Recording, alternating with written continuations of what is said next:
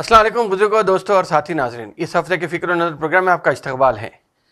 यहाँ हिंदुस्तान में अब जो चल रहा है वो महाराष्ट्र और झारखंड का इलेक्शन चल रहा है।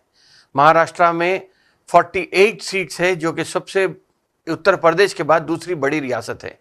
और यहाँ पे अगर देखा गया तो 6 महीने पहले पार्लियामेंट का इलेक्शन हुआ था हिंदुस्तान में। जिस तरह जब पार्लियामेंट के इलेक्शन हुए थे, उसी के साथ साथ उसमें हुआ ये था कि 30 सीट एमवीए इत्तेहाद को आए थे, जो कि बीजेपी के मुखालिफत में जीते गए थे। महाराष्ट्र में ये भी हो रहा है कि कांग्रेस, शिवसेना उद्धव ठाकरे और शिवसेना शिंदे दो मिला के, और एनसीपी शरद पवार और अजित पवार के बीच में मुकाबला है। अगरचे कि एमवीए में अगर हम देखेंगे तो वहाँ पे कांग्रेस है, शिवसेना उद्धव ठाकरे है और एनसीपी शरद पवार है।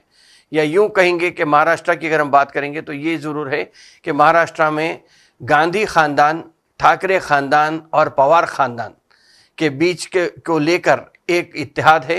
तो दूसरी तरफ बीजेपी के साथ साथ जो डुप्लीकेट शिवसेना है शिंदे की, और दूसरी डुप्लीकेट एनसीपी है जो अजित पवार जिसको लीड कर रहे हैं, उनके बीच में इलेक्शन होने जा रहा है। अब ये देखना है कि अब फिलवक्त ऐसा लग रहा है कि रेडी स्टडी गो के मामले में यहाँ पे ये इलेक्शन रुका हुआ है।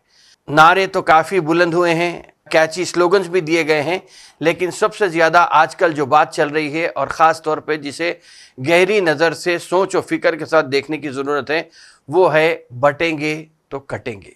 ये बात आ रही है। ये बात चाहे वो योगी हो, चाहे खुद भी कोई बीजेपी का भी लीडर हो, ये बात अब महाराष्ट्र में यहाँ पे ये बात इस बात को नफ़ी करने की कोशिश हो रही है। लेकिन हम अगर ये सोचेंगे कि अगर बटेंगे तो कटेंगे, तो मैं समझता हूँ कि हम इत्तेहाद में आ सकते हैं और दुश्मन को हराने में कामयाब भी हो सकते हैं।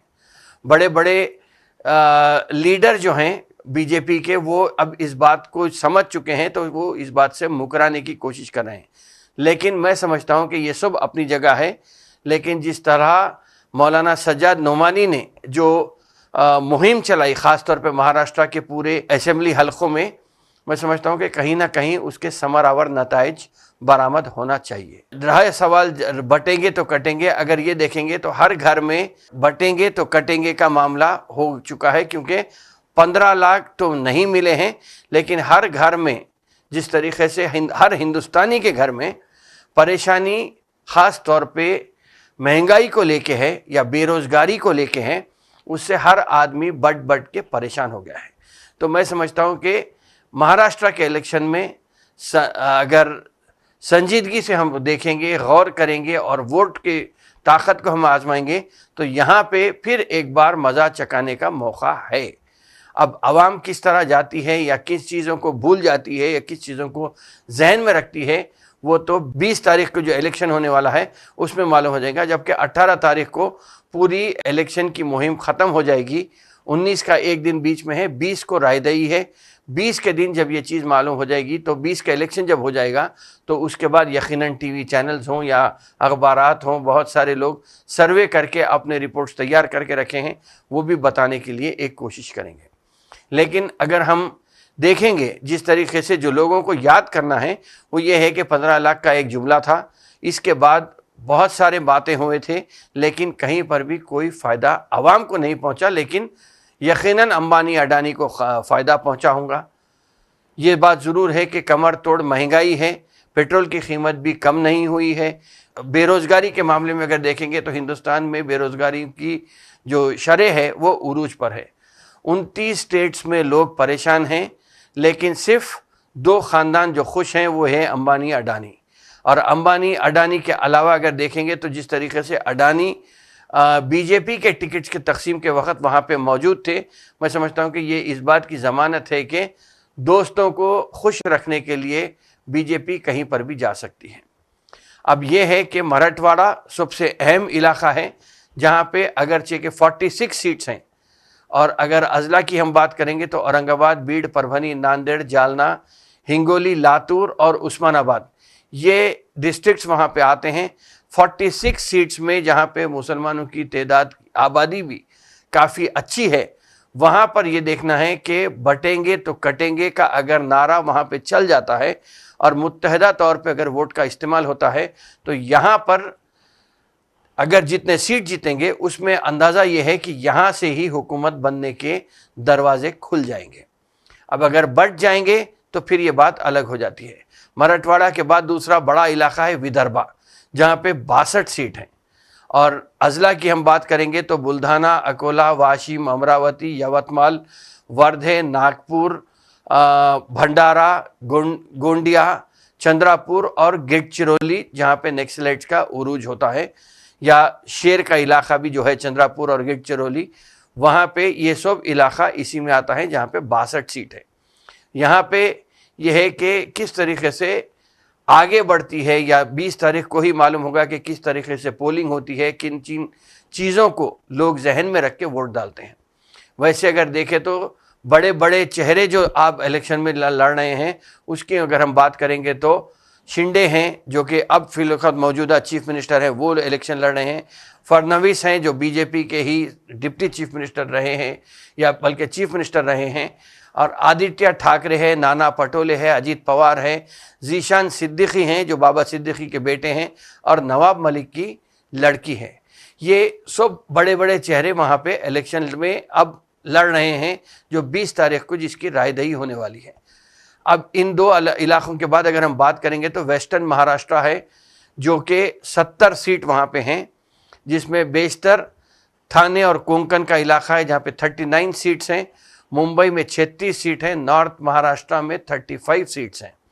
अब देखना यह है कि किस तरीके से वहाँ की सियासत पूरे मुल्क पे असरअंदाज हो सकती है, क्योंकि 48 लोकसभा सीटों में 30 के करीब एमवीए को मिले थे, और इस मर्तबा अगर यही इक्वेशन ऐसी ही रायदही हुई और यही वही जज्बे के तहत रायदही होती है तो फिर यहाँ पे बीजेपी को मुंह की खानी पड़ेगी, और बीजेपी से ज़्यादा बल्कि वज़ीर आज़म को अपने मुंह की खानी पड़ेगी। अब 20 को जब ये चीज़ वाज़े हो जाएगी तो भी हम आगे हिंदुस्तान की सियासत किस सिमत में जा रही है उस पर ज़्यादा बात कर सकते हैं। रहा सवाल महाराष्ट्र के बाद, महाराष्ट्र में अगर देखेंगे तो चीफ मिनिस्टर तेलंगाना भी वहाँ पे सरगर्म हैं।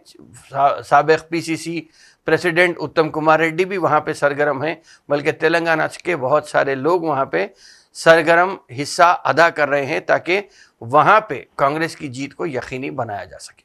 आइए तेलंगाना की अगर हम बात करेंगे तो तेलंगाना में भी इस हफ्ते अगर देखा गया तो लोग कोई एक प्रोजेक्ट को लेकर, ख़ास तौर पे चीफ मिनिस्टर के ज़िले में या चीफ मिनिस्टर के हलके में, वहाँ पे लोगों ने, कहा जाता है कि लोग एहतजाज करते हुए, उस प्रोजेक्ट की मुखालिफत करते हुए कलेक्टर की गाड़ी पर भी हमला किए। लेकिन तफ्तीश और बाद में गिरफ्तारियों के बाद और सीसीटीवी फुटेज निकालने के बाद ये मालूम हुआ कि उसमें ज़्यादातर लोग बीआरएस के थे, जो कि रेवंत रेड्डी को ख़ास तौर पे या चीफ मिनिस्टर तेलंगाना को नीचा दिखाने के लिए या कमज़ोर दिखाने के लिए वो इस साजिश का हिस्सा रहे हैं।